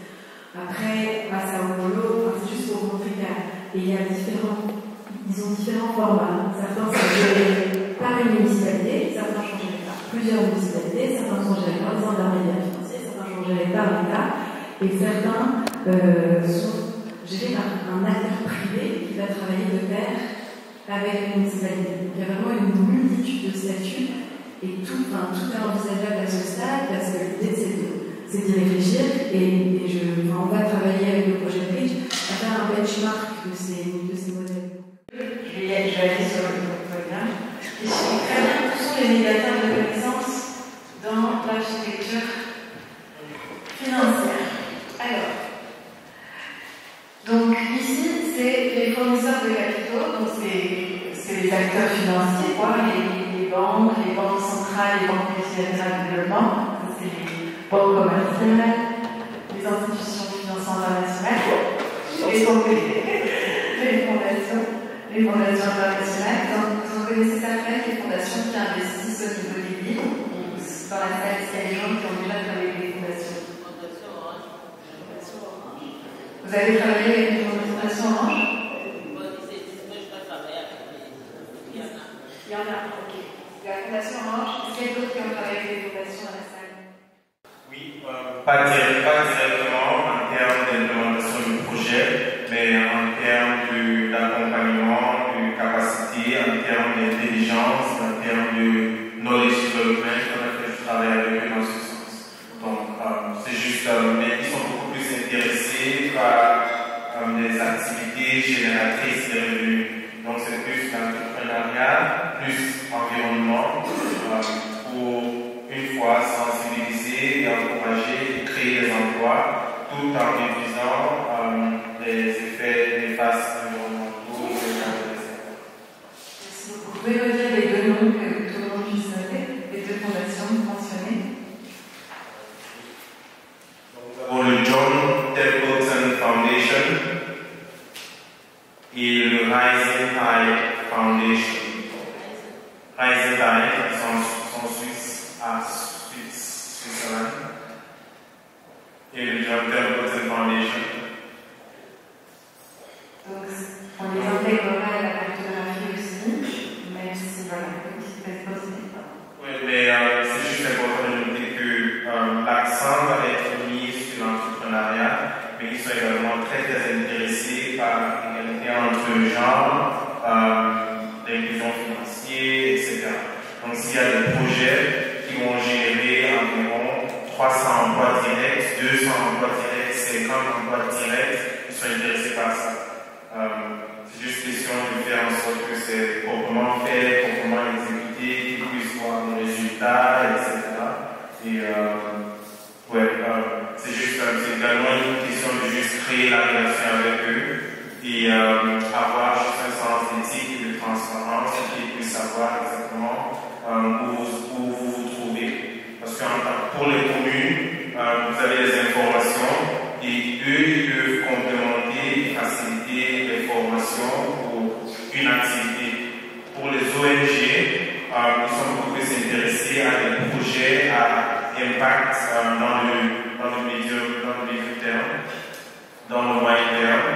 Et pour les représentants du secteur privé, ils sont plus intéressés dans les activités génératrices de revenus. Donc, ils cherchent différents types d'impact en fonction des acteurs. Merci beaucoup. Je mets l'accent sur les fondations parce que c'est des financements qui sont plus faciles à débloquer que des banques multilatérales de développement parce qu'il y a souvent, en fait, le processus est parfois un peu moins long ou bureaucratique. Pour des fondations qui sont spécifiquement focalisées sur les villes, il y a la Bloomberg Foundation de Bloomberg évidemment qui finance beaucoup d'activités dans les villes et le climat, principalement via des réseaux de villes déjà existants, donc c'est 40 Global Covenant of Mayors. Donc eux, vraiment Bloomberg, parce que je ne sais pas si vous connaissez l'institut Michael Bloomberg, mais il a été maire de New York pendant longtemps et donc il a décidé il a été aussi entrepreneur par ailleurs, il a décidé d'investir une partie de ses financements dans les villes. Ensuite, à Bill et Melinda Gates Foundation, ils ont quelques projets dans les villes, pas toujours. Donc, les orientations stratégiques de toute façon changent d'un exercice à un autre. Donc, il faut regarder leur site internet, aller voir leur plan pluriannuel stratégique, parce que par exemple, là, sur les 3 dernières années, ils ont beaucoup investi dans la santé, mais oui, il y a une question par rapport à l'INED. Il y a la commune, je pense qu'il y a la communauté urbaine qui a le centre de traitement de vidange. Et je pense que c'est financé par cette fondation-là. Donc, ils financent des projets ponctuels quand ils considèrent que le projet est suffisamment solide. Je donnerai l'exemple de ce qu'ils ont fait à Dakar après, mais je vais donner la parole sur ce point. Pour le Bill and Melinda Foundation, le focus est souvent le climat et également la santé. Donc, si les communes travaillent sur des projets qui ont à faire avec la dividende démographique, ils ont fait, il y a eu un projet de 3 ans pour les pays d'Afrique francophone entre 2016 et 2019, et c'est financé par RCA, Congo, Cameroun, Sénégal, etc. Donc, mais également, ils financent des projets qui ont à faire avec la restauration, mais qui sont liés à l'agriculture. Donc, au Cameroun, ils financent par exemple le projet WAVE, qui est maintenu par le ministère de l'Agriculture, mais en travaillant avec les organisations de la société civile. C'est vrai que climat, santé et genre, c'est leur constante. Et ensuite, comme je disais, il faut quand même s'intéresser au renouvellement des stratégies pluriannuelles pour s'assurer que vous leur transmettez les propositions et les projets qui soient alignés avec leur secteur prioritaire. Donc ça, vous avez plus de possibilités d'attirer leur attention si ça coche leurs propres objectifs. Je crois qu'il y avait une main levée là, ou c'est moi, non? Ok, donc sur les fondations, il y en a une multitude, il y a des fondations suisses dont on a parlé. Toutes ces fondations, on va essayer de les ajouter progressivement à la cartographie. Donc ça vous donnera un peu l'idée de qui a déjà, qui travaille actuellement au Cameroun. Et ça ne sera pas complètement exhaustif parce qu'on couvre les projets, les programmes en cours. Donc comme vous le disiez, il y a des projets qui sont passés après la fondation a changé de focus géographique et donc ne travaille plus au Cameroun. Donc ça ne veut pas dire qu'ils ne travaillent qui ne travailleront pas au Cameroun, mais juste qu'en ce moment, il n'y a pas de projet de programme actif s'ils ne figurent pas sur la cartographie. Donc certainement, il faudra qu'on nous envoie plus largement tous les acteurs que l'on a identifiés dans le processus d'identification des acteurs. Ok, je reviens au schéma, sauf s'il y a des commentaires sur ce point. Ok, donc au-delà des fondations, après il y a les fonds de capital risque. Donc ça, c'est l'écosystème financier de façon très schématique. Les intermédiaires sont ici, les médiateurs de connaissances. Ils sont ici, ils jouent un rôle capital pour transmettre des informations et analyses à ces acteurs de l'écosystème. Donc c'est ça le rôle que vous jouez. Et ce n'est pas le programme de législation. On a repris ce schéma d'un rapport qui travaille aussi avec les intermédiaires financiers, mais ça s'applique assez bien à la catégorisation du projet Bridge. Parce que dans les intermédiaires, il y a les intermédiaires du secteur financier. Donc les intermédiaires financiers, on considère que le FECOM en est un, qui fournit des services de médiation, de gestion de transactions financières entre plusieurs parties. Ensuite, il y a les coalitions et les réseaux. Donc ça peut être des coalitions thématiques, qui créent un réseau de vie sur le changement climatique très précis. Il y a des réseaux de femmes qui ont cette expertise en genre. Il y a des réseaux de jeunes pour le changement climatique. Je sais qu'il y a des représentants aujourd'hui qui participent dans cet atelier. Donc les coalitions et réseaux, ils exploitent et renforcent les capacités collectives à avoir un impact positif. Et ils ont cette capacité aussi de créer des pipelines de projets parce qu'ils sont en contact avec une grande diversité d'acteurs. Donc ils ont cette capacité de comprendre l'écosystème et de créer des pipelines de projets. Ensuite, il y a les consultants et les experts qui proposent des évaluations, des conseils stratégiques, des études thématiques. Ensuite, il y a les ONG et les des acteurs du plaidoyer qui permettent de faire campagne et d'obtenir le soutien de la société civile pour améliorer les questions climatiques à l'échelle locale. Et enfin, il y a les chercheurs et ceux qui produisent la donnée qui vont informer ensuite les banques sur prendre des décisions avisées et informées sur le marché, et pas que sur le marché, on va faire des investissements qui soient pertinents. Donc, si par exemple les chercheurs de l'université de Douala ou de Yaoundé font une étude sur l'adaptation au changement climatique dans 10 collectivités locales au Cameroun, on aura énormément des données précises qui vont pouvoir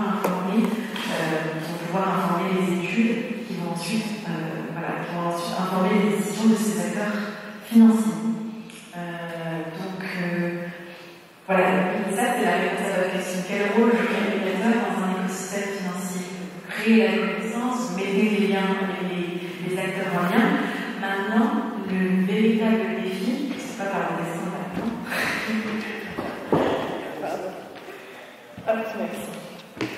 Maintenant, le véritable défi, c'est de comment on fait pour travailler en système. Comment on fait pour s'assurer qu'au niveau national, on crée un pool d'expertise financière qui soit suffisamment solide pour convaincre tous les acteurs, privés, publics, internationaux, que leurs investissements seront bien, que leur argent sera bien investi. On a vu plusieurs fois hier, il faut rassurer les investisseurs, c'est le plus important. À chaque fois, vous parlez de la transparence, par tous ces moyens de transparence, de partage des connaissances en ligne, d'avoir un exercice budgétaire suffisamment solide et stable, d'avoir même des recommandations, quelque chose que je n'ai pas dit hier quand vous avez travaillé avec les bailleurs, que le projet s'est très bien passé. N'hésitez pas à leur demander une lettre, en fait, c'est à la fin du projet une lettre qui explique, comme une lettre de recommandation finalement, que vous pouvez attacher à des candidatures suivantes. Ça, je l'ai déjà vu dans les candidatures d'ONG qui nous étaient soumises. Ça permet aussi, avec la signature et le contact de, je sais pas, du project manager de la BNP Impact Foundation, ça permet ensuite à celui qui va recevoir la candidature de l'appeler pour une référence. Donc ça fait plein de choses comme ça qui permettent de renforcer et rassurer les acteurs et les investisseurs. Donc, comment on fait pour travailler en système? Ça, c'est pas moi qui peux y répondre, c'est uniquement vous et ça va être tout l'objet des réflexions en groupe. Donc, pour un pôle d'expertise financière nationale sur le financement climatique à l'échelle locale, évidemment, quand le projet de budget a été constitué, le FECOM a été considéré comme acteur central, puisque c'est le mandat du FECOM et c'est l'expertise du FECOM depuis des années. Et ensuite, on s'est dit, voilà, c'est pas moi qui ai écrit le projet, c'est Lucie, donc on a réfléchi un peu ensemble à cette étape. Les médiateurs de connaissances, ils ont des expertises du savoir qui peuvent enrichir les processus. Ils sont en contact direct avec les municipalités, donc ils peuvent faire de la formation. La municipalité peut leur transmettre aussi des projets que les médiateurs peuvent améliorer. Les médiateurs peuvent directement aussi en contact avec les collectivités. Bien souvent, vous pouvez collecter, on parlait tout à l'heure avec Madame des... Je ne sais pas votre prénom.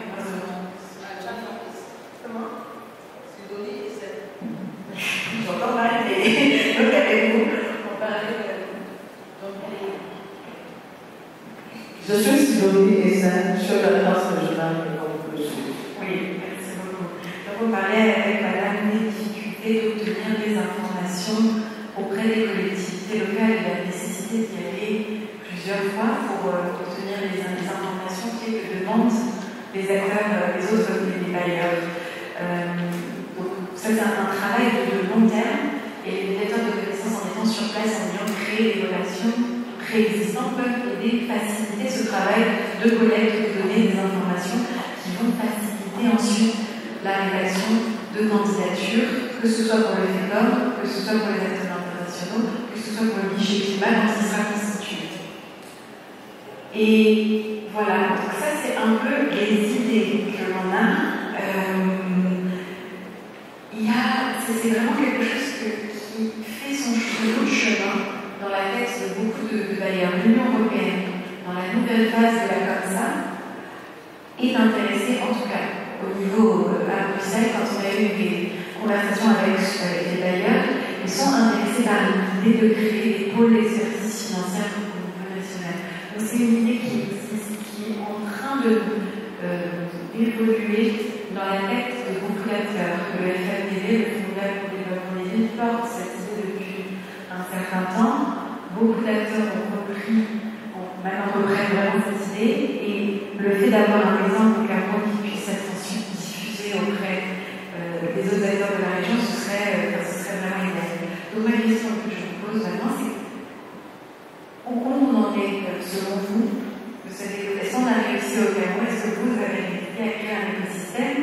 Si oui, est-ce que vous avez des exemples concrets? Sinon, selon vous, quels seraient les mécanismes, les systèmes, les choses à mettre en place pour qu'il y ait cette collaboration et ce travail en synergie?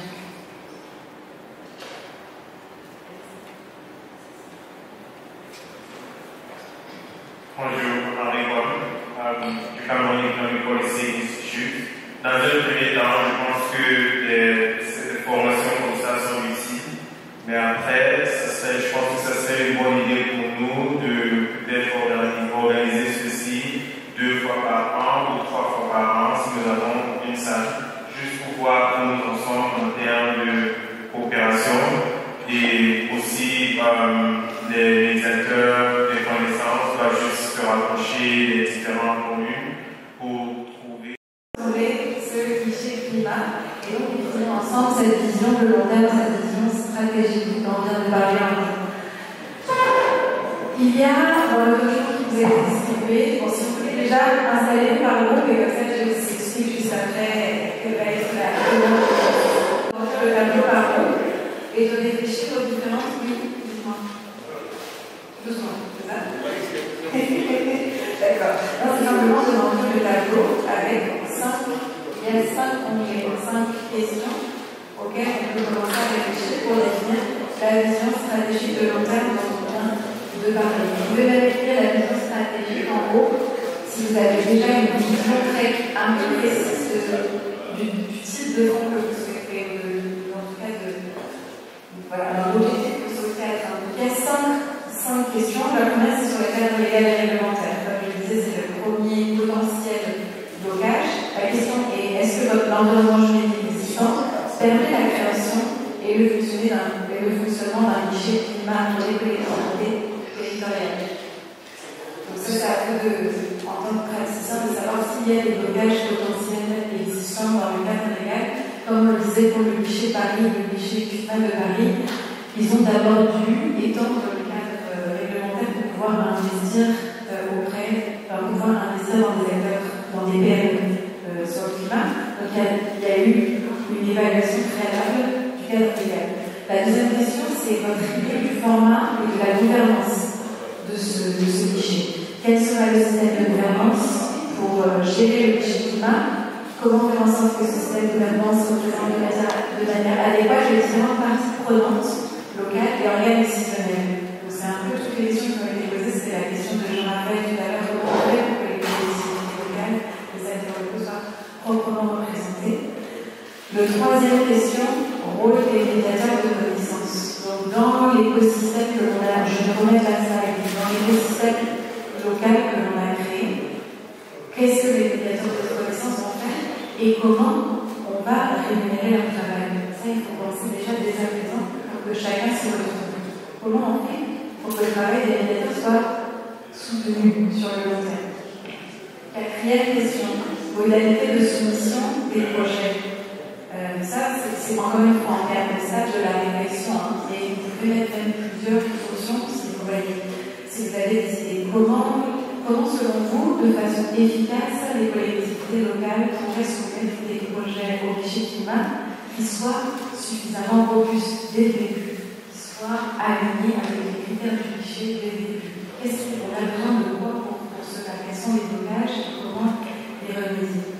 Et enfin, la dernière question, qui est un peu plus technique et qui de toute façon résultera des études qui vont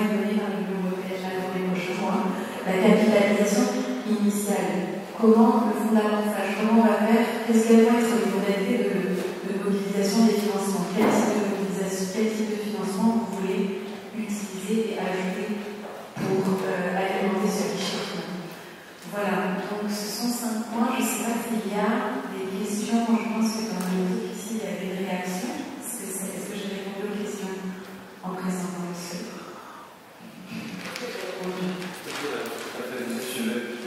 Ok, parfait. Est-ce qu'il y a d'autres questions avant de commencer l'exercice? On va à peu près. Bon, si on veut faire une petite restitution de 10 minutes, on a 45 minutes, je pense. Parce qu'on doit manger à 13h, on a moins d'une heure. On a moins d'une heure pour laisser les discussions. Comme hier, le groupe était composé de. C'est vraiment un peu diminué, c'est à montrer. Aujourd'hui, nous sommes ici hier. Aujourd'hui, nous sommes 7. Nous avons travaillé sur les 5 questions, c'est-à-dire le cadre légal, le format de gouvernance, le rôle du médiateur, les modalités de solution des projets, la capitalisation initiale. Il faut dire ici que ce travail n'a pas été facile. Peut-être qu'hier était encore plus facile, mais avec la contribution de tous, nous pensons que nous allons évoluer. Donc, je vais donc donner la parole au rapporteur du jour, qui est un influent membre de la commune de Yaoundé Premier. Je vous remercie. Applaudissez pour M. Écoute.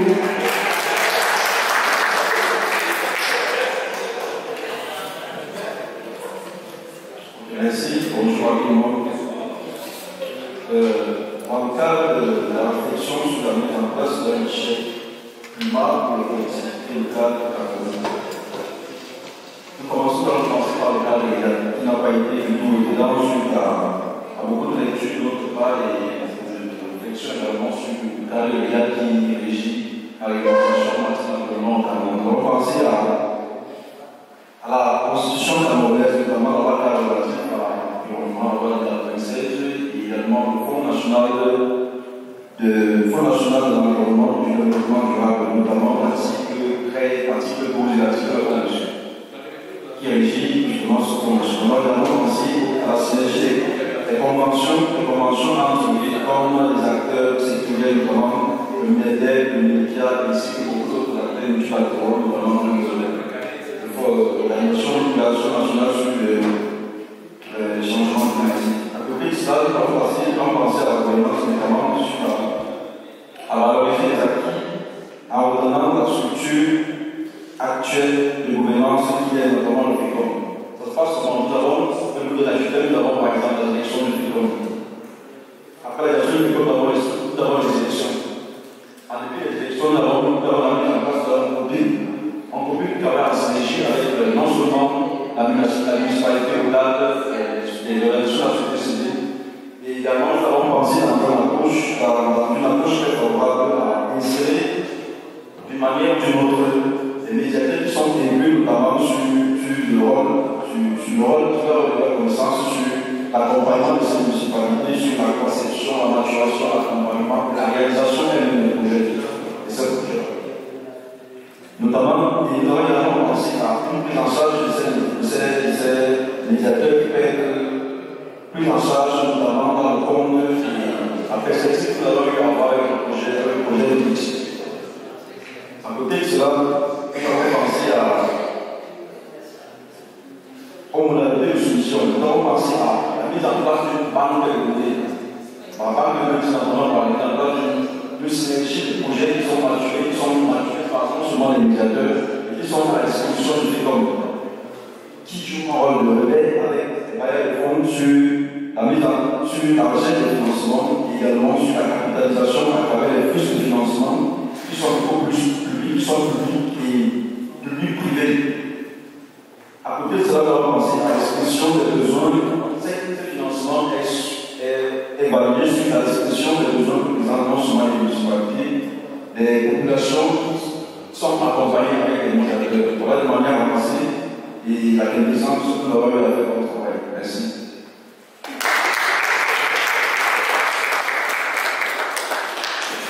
Merci beaucoup. On va ajouter un nom pour passer le micro pour la parole. Vous êtes mis de côté, vous êtes en discussion.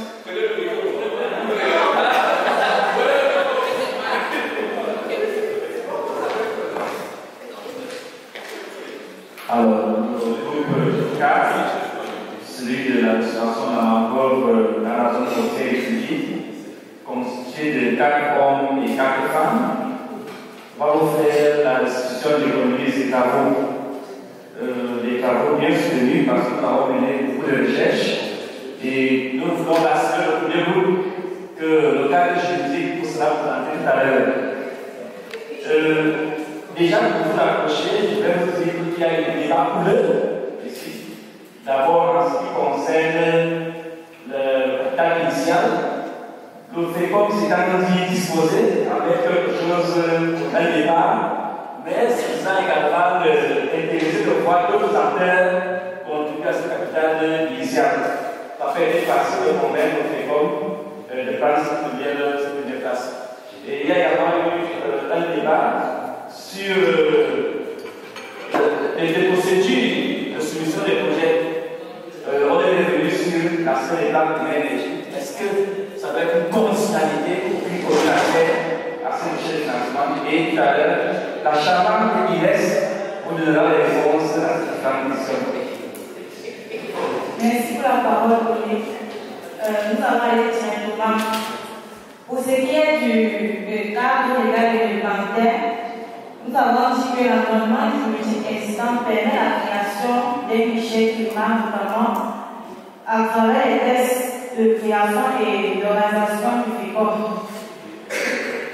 À travers le décret de création du FECOM, la loi 74/23 du 5 décembre 1974 portant organisation communale au Cameroun et le décret d'application 77/97 du 22 mars 1977 portant création et fonctionnement du FECOM. Également à travers le décret numéro 2018/637 portant réorganisation du FECOM. Nous notons ici que le FECOM change de statut passant d'un établissement public à un établissement public à caractère économique et financier doté de la personnalité juridique et de l'autonomisation financière. Également, à travers la stratégie nationale JAD et pour terminer, la loi sur la protection des personnes handicapées. Pour ce qui est de la gouvernance, nous avons dit que nous avons un comité de pilotage. Nous avons cité quelques exemples des sectoriels comme le MINEPA, le MINEFI, le MINEDEC, le MINEDEVEC, le MINEPROF, MINEDUC, MINEPA, MINEDEC, etc. La liste est longue, sans oublier les OEC, les médiateurs, les universités publiques d'État et le secteur privé. Également, nous avons parlé du secrétariat technique qui est le FECOM et pour terminer, de l'assistance technique, comme par exemple les barrières de fond, les OEC et les cabinets. Pour ce qui est du rôle des médiateurs de connaissances, nous avons parlé d'une assistance conseil, du renforcement des capacités techniques et financières des municipalités. Nous avons terminé avec l'accompagnement technique dans l'élaboration des plans climat, le montage et la maturation de projets. Sans oublier toutefois la mise en œuvre des projets et le suivi d'évaluation. Pour ce qui est de comment sera rémunéré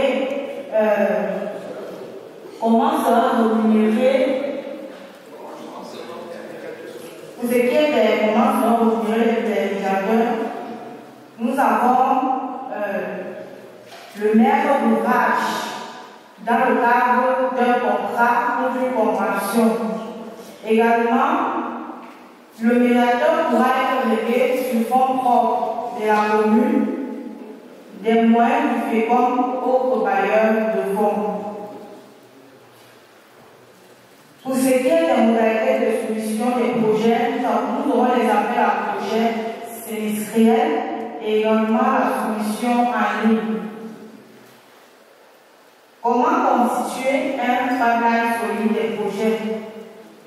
Pour cela, il faudra rendre les projets exigibles à la disponibilité d'un plan climat, élaborer des plans climat et maturer les projets prioritaires.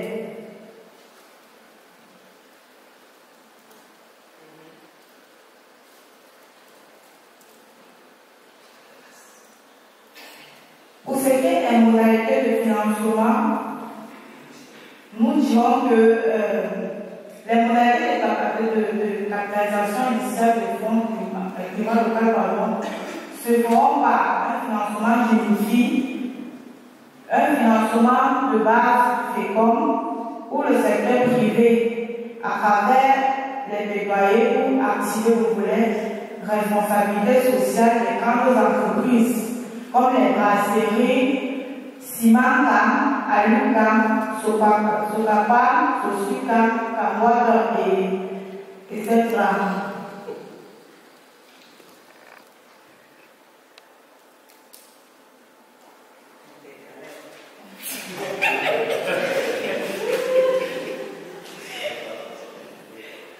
Nous proposons ici un flux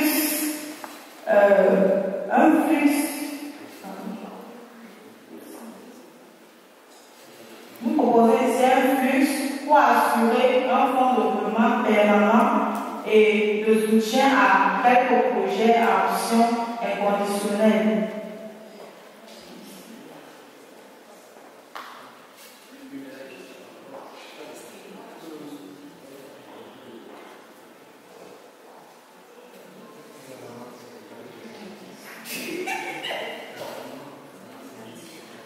Pour la dernière question, je vais passer la parole au président de séance pour qu'il puisse expliquer. Merci Inès.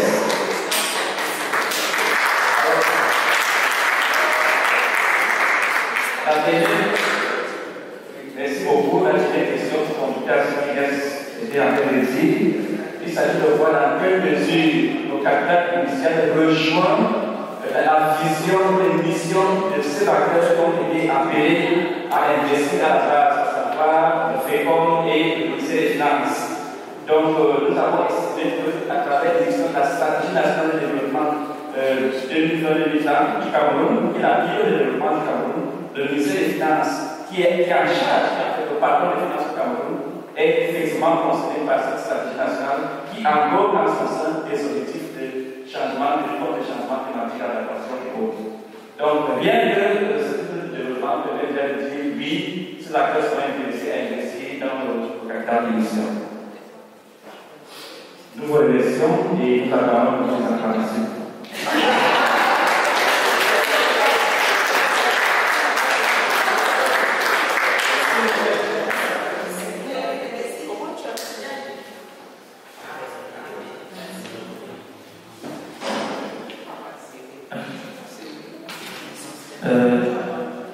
Le Canada prend la parole. Donc, merci pour l'opportunité que j'ai de présenter